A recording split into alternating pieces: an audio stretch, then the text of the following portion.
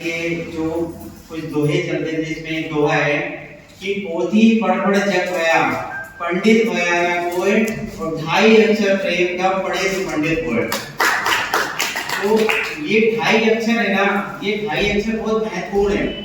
तो इस जो हमारी आज जो प्रथम शिक्षिका है उनके लिए है कि जब उन्होंने ये दोहा सुना तो बोला ये 2.5 अक्षर है क्या। 2.5 अक्षर के लिए वो खोजती नहीं है 2.5 अक्षर है क्या प्रेम का, तो उसने प्रेम के लिए क्या कहता है श्याम। श्याम शब्द सिर्फ 2.5 अक्षर का होता था श्याम, लेकिन श्याम शब्द को पढ़ने के लिए उनके मन के अंदर एक कीर्ति आई कि मैं श्याम को बोल तो लूंगी लेकिन श्याम को लिखूंगी कैसे। जब लिखूंगी नहीं तो मैं समझ नहीं पाऊंगी कि श्याम है क्या।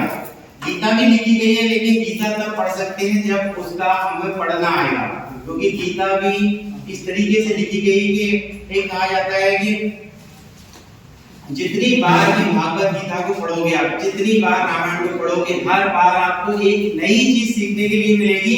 जो आपने 50 बार भी अगर रामायण पढ़ ली और एक बार दोबारा से पढ़ ली तो आपको एक नई चीज सीखने की मिलेगी।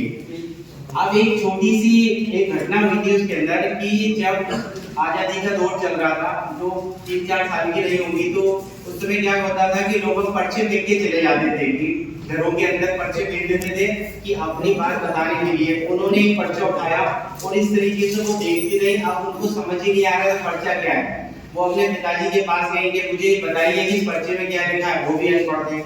कई लोगों से पूछा, लेकिन जो पढ़े हुए लोग थे वहां पे ये दलित थी तो वहां पहुंच नहीं पाती थी कि उनसे पूछे कैसे, क्योंकि अगर उनको छू ले उस समय इतना ज्यादा दलित के प्रति भेदभाव किया जाता है कि उनको किसी जो सामान्य कुआं होता था वहां से पानी नहीं भरने दिया जाता था और कई तरीके के भेदभाव किए जाते थे। अब उनके मन में आया कि मुझे पढ़ना है। और 9 मतलब जब वो थोड़ी बड़ी हुई, 9 वर्ष